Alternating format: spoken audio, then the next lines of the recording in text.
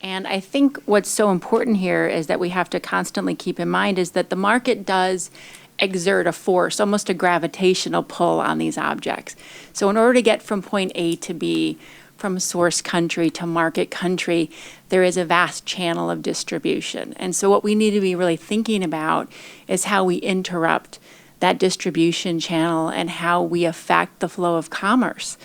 And rather than talking about boots on the ground, I'd like to say we should really be focused on eyes on the sites, because where all of this activity is happening is in the internet. So we've got not only traditional online auction sites, but we also have social media and darknet channels that are facilitating the flow of these objects. So that's where we should be focusing our efforts. And when there are an incredible amount of technologies available today, not only tracking and tracking technologies that can help us follow the flow of these objects if they've been stolen, but also there's all kinds of technologies that can help us manage where this market demand is coming from. And I think the most important thing also is, and what our art market committee will be looking at, is how do we affect pre-sale demand? Demand side management is a big part of this equation. So the pre-sale demand is all about market and consumer education, and that's where we need to start.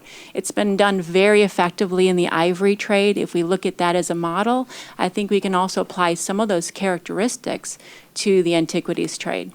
Colette, do you mind, can I put you on the spot, just to say another couple of words about what you actually have done in the high-tech space on this? Because I think folks Right. Well, my company has done some very proactive anti-fraud initiatives in the online space, specifically for large art marketplaces. And what we have been able to do is identify some of these bad actors that systematically and in a very organized fashion sell fake, fraudulent, and looted artwork on the internet. And so I think that even though it's easy to vilify the Upper East Side galleries or the museums, the reality is the bulk of these objects are being sold online.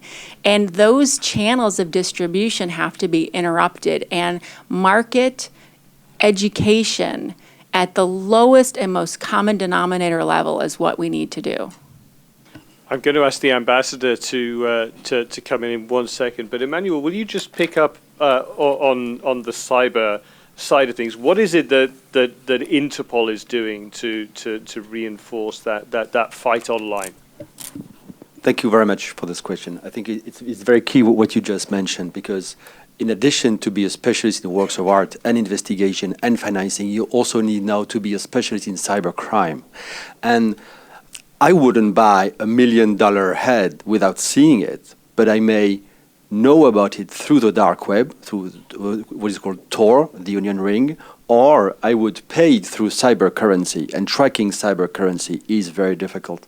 To answer your question, we opened 1.5 years ago in Singapore the Interpol Global Center for Innovation, which is a huge 100 people cyber specialist going through the web, trying to see with private companies to how to work on this cyber world and to deliver and to provide tools to our member states.